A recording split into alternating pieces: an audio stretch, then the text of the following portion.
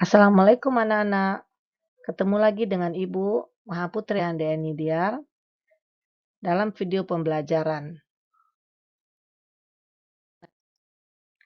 Pada video pembelajaran kali ini, Ibu akan membahas tentang ruang lingkup pembayaran tunai dan non-tunai.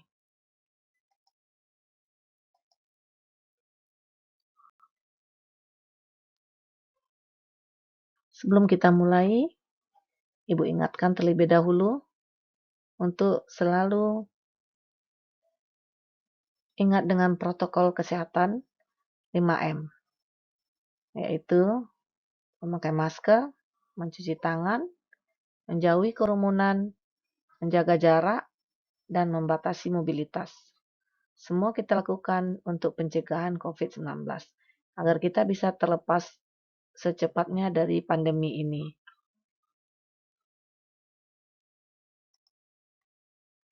Untuk lebih terarahnya video pembelajaran kita hari ini, Ibu membuat sebuah peta konsep. Di video kali ini kita akan membahas mengenai sistem pembayaran. Nanti kita akan melihat pengertian sistem pembayaran dan dua cara sistem pembayaran. Cara yang pertama adalah pembayaran secara tunai. Pembayaran kedua adalah pembayaran secara non-tunai. Pada pembayaran secara tunai, alat yang dipergunakan adalah uang kertas dan uang logam. Sementara pada sistem pembayaran non-tunai, alat pembayaran yang digunakan adalah alat pembayaran berbasis kertas, alat pembayaran berbasis kartu, alat pembayaran berbasis elektronik.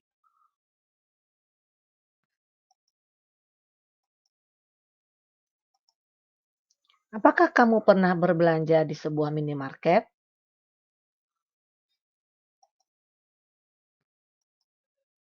Apa yang kamu lakukan setelah selesai mengambil barang yang kamu butuhkan?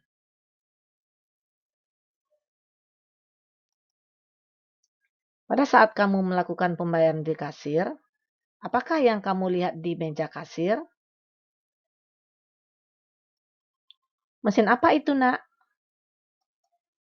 Ya, mesin kasir. Nah, untuk kali ini kita akan membahas tentang mesin kasir. Karena mesin kasir itu adalah salah satu alat yang dipakai untuk pembayaran. Tujuan pembelajaran pada video kali ini, yang pertama, menjelaskan pengertian sistem pembayaran menurut beberapa ahli. Yang kedua, membedakan pengertian pembayaran tunai dan non-tunai.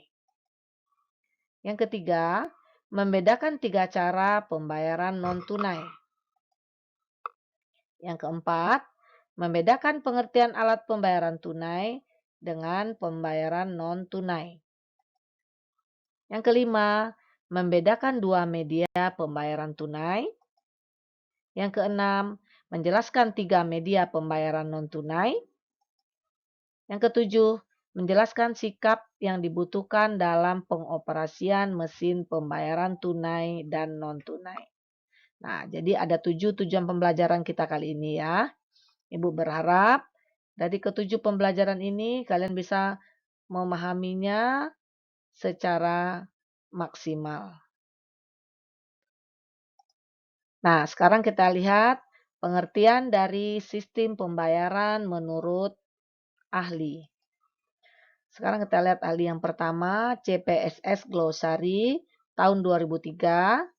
Sistem pembayaran adalah interaksi antar entitas yang terdiri dari instrumen, prosedur, sistem interbank, fund transfer untuk melancarkan perputaran uang.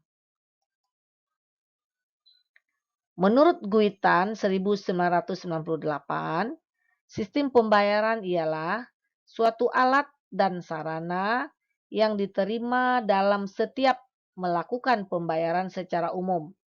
Lembaga dan organisasi yang mengatur pembayaran tersebut, termasuk prudensial regulation. Prosedur operasi dan jaringan komunikasi yang digunakan untuk memulai dan mengirim informasi pembayaran dari pembayar ke penerima pembayaran dan menyelesaikan pembayaran.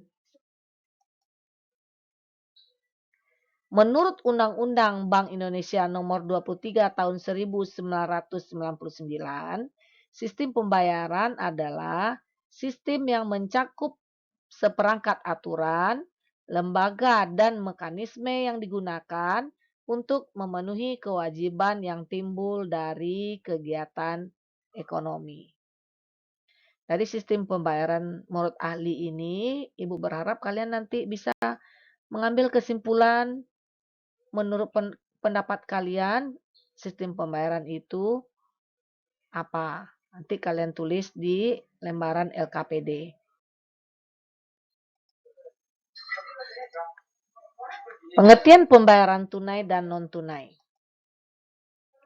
Pembayaran tunai merupakan pembayaran atas harga barang atau jasa secara tunai, di mana pihak pembeli menyerahkan uang sebagai bukti pembayaran sebesar harga barang yang dibeli.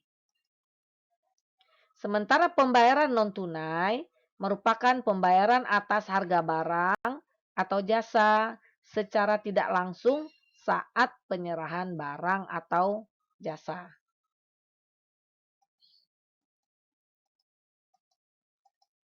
Pembayaran secara non-tunai. Ada 3 cara pembayaran yang dilakukan secara non-tunai. Yang pertama adalah bayar di muka atau down payment. Bayar di muka adalah pembayaran harga sebelum barang diterima atau sebelum barang ada. Cara yang kedua adalah bayar di belakang atau kredit, yaitu pembayaran yang dilakukan dalam jangka waktu tertentu setelah barang diterima. Yang ketiga adalah cash on delivery atau COD, di mana pembayaran dilakukan pada waktu barang diserahkan pada pembeli. Dan ada pula pembayaran dilakukan pada waktu dokumen tiba. Nah, jadi ada 3 pembayaran di mana ketiga-tiga pembayaran ini berbeda cara pembayarannya. Yang dibayar di muka, belum barang sampai ke kita, uang sudah kita bayar. Sementara bayar di belakang, barang sudah kita sama kita, sudah kita pakai, bayarnya di kemudian hari sesuai dengan waktu yang ditentukan. Yang ketiga, COD. Barang sampai, barang diterima, uang langsung diserahkan. Sekarang kita lihat pengertian alat pembayaran tunai dan non-tunai. Alat pembayaran tunai adalah alat yang digunakan berupa uang kartal, yaitu uang dalam bentuk fisik, uang kertas, dan uang logam. Sementara alat pembayaran non-tunai adalah alat yang digunakan berbentuk kartu, cek, biljet giro, nota debit, maupun uang elektronik. Sekarang kita melihat macam-macam media pembayaran. Media yang pertama adalah uang kartal. Uang kartal adalah mata uang resmi yang digunakan sebagai alat pembayaran yang sah di suatu negara. Uang kartal digunakan untuk pembayaran tunai. Yang kedua adalah uang giral. Uang giral adalah alat pembayaran yang bukan berupa uang. Biasanya berupa format perintah mengeluarkan uang. Uang giral digunakan untuk pembayaran non-tunai.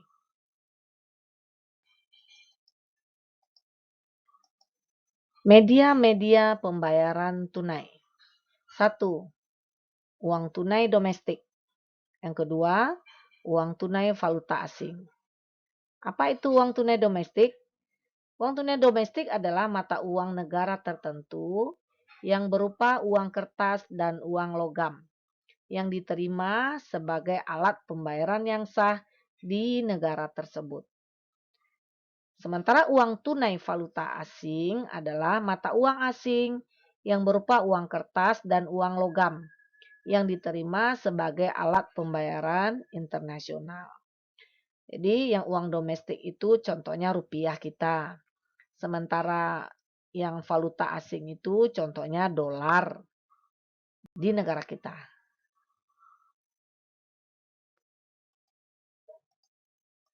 Media-media pembayaran non-tunai. Ada 3 media yang dipakai untuk pembayaran non-tunai. Yang pertama media berbasis kertas, yang kedua media berbasis kartu, yang ketiga media berbasis elektronik. Ketiga media ini dipakai untuk pembayaran non-tunai. Untuk lebih jelasnya kita ikuti uraian berikut ini. Yang pertama kita lihat media pembayaran berbasis kertas.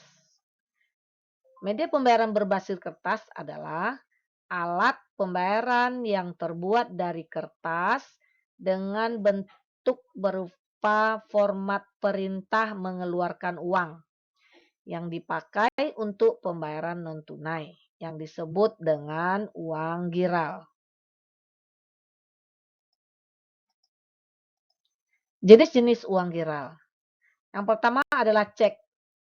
Cek merupakan surat perintah tanpa syarat dari nasabah kepada pihak bank untuk membayarkan sejumlah uang yang nominalnya sudah tertulis pada surat tersebut kepada orang yang ditulis ataupun pembawa cek tersebut. Surat berharga yang banyak digunakan dalam lalu lintas perdagangan.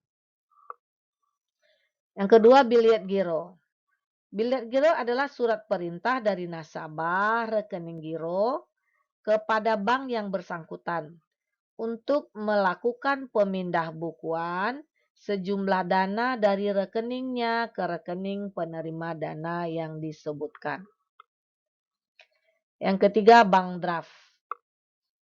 Adalah surat berharga yang berisi perintah tak bersyarat dari bank penerbit draft tersebut kepada pihak lainnya dalam kurung tertarik untuk membayar sejumlah uang kepada seseorang tertentu atau orang yang ditunjuknya pada waktu yang telah ditetapkan. Bank draft ini berupa cek, tapi sumber dana pembayarannya adalah berasal dari rekening bank penerbit, bukan rekening nasabah perorangan. Nah, jadi kalau cek tadi adalah dari rekening nasabah, sementara bank draft ini adalah dari rekening bank. Media pembayaran yang kedua adalah media pembayaran berbasis kartu, yaitu alat pembayaran yang bukan berupa uang, biasanya berupa kartu yang dipakai untuk pembayaran non-tunai, meliputi kartu kredit, kartu debit, kartu beban, dan voucher pembayaran. Apa itu kartu kredit, kartu debit? Apa bedanya dengan kartu beban atau voucher pembayaran? Simak uraian Ibu berikut ini. Kartu kredit. Kartu kredit merupakan alat pembayaran pengganti uang tunai yang dapat digunakan konsumen untuk ditukarkan dengan barang dan jasa yang diinginkan di tempat pembayaran yang menerima pembayaran dengan kartu kredit. Gambar di layar ini Ibu tampilkan contoh salah satu kartu kredit dari Bank Mandiri dengan jenis kartu Gold Corporate Card. Nah, jadi jenis kartu kredit ini macam-macam juga ya, Nak ya. Ada yang biasa, ada yang premium, ada yang silver, ada yang gold. Nah, setiap bank berbeda-beda jenisnya.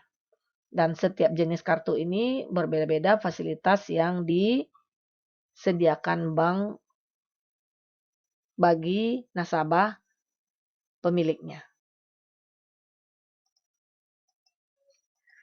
Nah, yang berikutnya adalah kartu debit atau debit card. Debit card merupakan pembayaran pengganti uang tunai. Kartu ini mengacu kepada saldo tabungan bank Anda di bank penerbit tersebut. Nah, jadi kalau kartu kredit tadi kita tidak wajib ada uang di bank tersebut. Sementara kalau kartu debit kita harus punya tabungan yang ada saldo tabungannya di bank yang bersangkutan. Kalian amati gambar yang Ibu tampilkan di situ contoh dari kartu kredit dari Bank Mandiri yang berbentuk chip. Ada juga yang ATM, kartu ATM Mandiri JPN. Nah, itu jenis-jenis kartunya ya, sama seperti kartu debit tadi. Dengan fasilitas yang diterima juga akan berbeda-beda dari setiap jenis kartunya. Nah, berikutnya adalah kartu beban atau charge card. Kartu beban merupakan kartu pinjaman yang bisa digunakan nasabah sebagai alat pembayaran atau penarikan uang tunai di tempat-tempat yang telah ditentukan. Setelah pemakaian, selanjutnya pinjaman tersebut harus dibayar lunas kepada bank pada waktu yang telah ditentukan. Jadi ini seperti kartu kredit juga nak, cuman dalam bentuk kartu dengan istilah kartu beban. Jadi setiap kartu itu berbeda-beda nominalnya sesuai dengan jenis kartunya. Nah, kalau sudah dipakai, maka yang memakainya harus cepat, harus segera melunaskan sesuai dengan jangka waktu yang telah ditentukan. Nah, berikutnya adalah voucher pembayaran atau payment voucher. Voucher pembayaran merupakan formulir yang disediakan oleh perusahaan yang berisikan surat perintah pembayaran faktur tertentu atau kewajiban yang harus segera dibayarkan. Kalau kita amati gambar yang Ibu tampilkan di layar, itu ada kartu perdana dari XL, terus ada lagi pulsa paket isi ulang, dan ada lagi voucher menelpon sepuasnya. Nah, itulah contoh dari sebuah voucher pembayaran. Jadi, eh, seberapa harga voucher itu, sebanyak itu kita akan membayarnya. Nah, media yang ketiga adalah media pembayaran elektronik. Media pembayaran elektronik yaitu model pembayaran yang memudahkan dan menawarkan kenyamanan kepada penggunanya dalam melakukan transaksi pembayaran. Yang termasuk dalam pembayaran elektronik adalah seperti ATM, internet banking, SMS banking, uang elektronik atau e-money, dan transfer via BI RTGS, mobile payment, mobile banking. Nah, itu termasuk ke dalam pembayaran secara elektronik.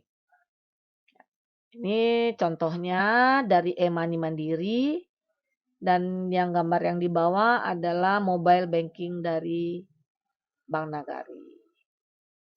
Jadi kalau kita membayar pakai kartu debit atau kartu kredit, itu masih kita membutuhkan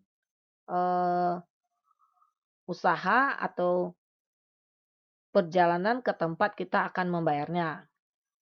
Kalau kita belanja pakai kartu debit, kita harus ke toko yang bersangkutan. Nah, tapi kalau pembayaran elektronik ini kita cukup di mana saja kita berada, kita bisa langsung melakukan pembayaran. Misalnya kita sedang di rumah, kita membeli barang, kita bisa langsung bayar. Atau kalau ada kita mau mentransfer uang, kita dimanapun kita berada, kita bisa langsung mentransfernya. Begitu mudahnya, begitu nyamannya pembayaran melalui media elektronik ini. Dalam pengoperasian mesin pembayaran, dalam melakukan pembayaran, kita sebagai tenaga kasir dituntut harus melakukan sikap-sikap yang tidak akan merugikan baik diri sendiri maupun perusahaan. Ada 5 sikap yang harus kita punyai, seperti cermat, teliti, jujur, bertanggung jawab, dan taat azas. Untuk lebih jelasnya, ikuti uraian Ibu berikutnya. Cermat. Nah, sekarang kita amati gambar yang ada di layar kalian, yaitu seorang tenaga kasir yang sedang memegang sebuah produk dan sedang mengamati layar komputernya, layar mesin kasirnya. Nah, ini dia berusaha secermat mungkin mencocokkan produk yang dipegangnya dengan data yang ditampilkan oleh komputer. Kenapa? Karena dalam mempersiapkan dan mengoperasikan mesin cash register, hendaklah dilakukan dengan cermat. Dibutuhkan konsentrasi yang tinggi dalam melakukan pekerjaan ini. Karena akibat kelalaian atau kecerobohan, perusahaan bisa dirugikan hanya karena kasir kurang cermat dalam mengoperasikan cash register. Oleh karena itu, penting sekali untuk fokus dan konsentrasi. Sikap yang berikutnya adalah teliti. Nah, coba kalian amati gambar yang Ibu tampilkan, yaitu seorang tenaga kasir sedang memegang sebuah baju dan dia sedang mengamati, meneliti, memeriksa apakah baju ini sudah pas dengan harga yang tertera. Apakah memang satu cuman produknya atau ada produk lain yang menempel di produk tersebut yang harganya berbeda. Nah, kenapa? Nah, karena ketelitian memegang peranan penting dalam terlaksananya transaksi menggunakan cash register. Karena apabila jumlah transaksi banyak, kekeliruan sering kali terjadi. Maka telitilah melakukan pekerjaan ini. Jangan sampai ada hal-hal yang dapat merugikan perusahaan atau bahkan merugikan kasir sendiri disebabkan kurang teliti. Jadi kemungkinan barang nempel di barang yang dibeli konsumen itu kemungkinan ada. Oke, Nak, jadi harus teliti. Jujur. Sikap jujur sangat diperlukan juga dalam mengoperasikan mesin cash register. Jujur adalah modal utama seseorang dalam melakukan pekerjaan. Kejujuran yang akan membawa keberhasilan perusahaan. Dan kejujuran pula lah yang akan menjadikan karir seorang kasir dapat terus meningkat. Maka, jujur dalam mengoperasikan mesin cash register adalah sebuah keharusan. Jadi dari gambar yang Ibu tampilkan dilihat di situ ada struk dan ada gambar uang. Jadi maknanya adalah berapa uang yang tertera di struk harus sebanyak itu pula yang akan diserahkan kepada konsumen, pengembalian uang konsumen. Atau seberapa banyak yang ada uang di dalam struk penjualannya, sebanyak itu pula yang akan kita setorkan nanti ke bagian keuangan perusahaan. Yang berikutnya, sikap bertanggung jawab. Kehilangan, kekeliruan, dan kebocoran uang kas dalam mesin cash register adalah tanggung jawab kasir. Maka berhati-hatilah dalam melakukan pekerjaan ini. Karena Segala bentuk kekurangan yang ada dalam mesin cash register yang digunakan kasir menjadi tanggung jawabnya. Jadi kita amati gambar di sini, kita lihat seorang tenaga kasir sedang membuka laci uangnya, cash drawernya, dan memegang sejumlah uang. Maknanya di sini adalah berapapun uang yang diterima kasir, berapapun jumlah pembayaran nanti di laporan penjualan di saat dia bertugas, itu merupakan tanggung jawab dari kasir tersebut.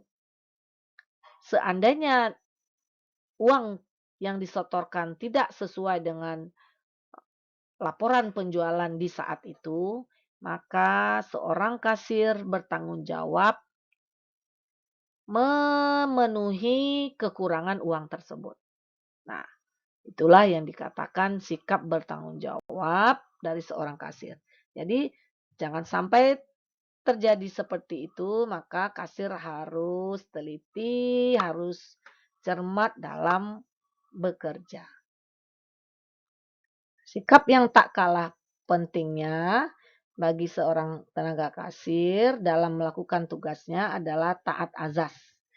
Taat azas di sini adalah sesuai dengan SOP. SOP itu adalah standar operasional prosedur. Taat azas berarti seorang kasir mematuhi semua aturan dan prosedur yang ditetapkan sebuah perusahaan. Seorang kasir harus bertindak sesuai dengan prosedur yang ada dalam perusahaan agar tidak terjadi kesalahan langkah dalam mempersiapkan dan mengoperasikan mesin cash register. Nah, seperti ini contohnya ya anak-anak ya. Sebelum kita bertugas di area transaksi, seorang kasir itu harus mempersiapkan mesin kasirnya. Hal yang perlu dipersiapkan yang pertama, dia harus meminta modal awal kepada kasir besar atau bagian keuangan untuk pengembalian uang konsumen. Modal awal itu nanti disusun dengan rapi, sesuai dengan urutannya, gambarnya, terus nanti dimasukkan ke dalam laci, dan di dalam laci uang atau cash drawer itu pun dia harus menyusun terkelompok. Uang 100 dengan uang 100, uang 50, uang 20, uang recehan. Jadi nggak boleh dicampur-campur. Itu SOP-nya. Kenapa? Kalau nanti saat terjadi transaksi, tenaga kasir dengan gampang mengambil uang kembalian sesuai dengan besarannya. Setelah uang masuk ke dalam laci, nah kasir mempersiapkan kantong plastik misalnya. Karena kantong plastik itu juga dibutuhkan untuk mengemas barang-barang yang dibelikan konsumen. Jangan sampai nanti konsumen sudah belanja, barang sudah di scanner, sudah dihitung pembeliannya, baru nyari-nyari kantong. Nah, itu berarti kasirnya tidak sesuai dengan SOP. Itu proses persiapan. Nah, kalau proses mengoperasikannya yang sesuai SOP itu adalah berurutan. Berurutan. Di-scan barang, barang di-scan, dimasukkan ke kantong, dihitung totalnya, diterima uang konsumen, dan dikembalikan uang sisa pengembalian belanja konsumen. Nah, itu maksudnya ya, sesuai dengan standar operasional prosedur. Demikianlah materi tentang ruang lingkup pembayaran tunai dan non-tunai. Untuk selanjutnya, kalian Ibu persilahkan mengerjakan LKPD. LKPD kalian bisa download di LMS e-learning SMK 2. Setelah kalian download, nanti kalian kerjakan secara mandiri dan kita berdiskusi di WhatsApp group. Setelah kita selesai berdiskusi, kalian selesai mengerjakan, kalian langsung upload lagi ke LMS Learning SMK 2 Padang. Nah, setelah itu baru Ibu akan menilai hasil dari LKPD kalian. Oke anak-anak, bekerja dengan tekun, kerjakan sesuai dengan SOP dan dengan benar. Selamat bekerja. Demikianlah video pembelajaran kita kali ini tentang ruang lingkup pembayaran tunai dan non-tunai. Mudah-mudahan apa yang Ibu berikan bermanfaat buat kalian dan bermanfaat juga buat Ibu menjadi amal ibadah di kemudian hari. Assalamualaikum warahmatullahi wabarakatuh. Selamat bekerja anak-anak.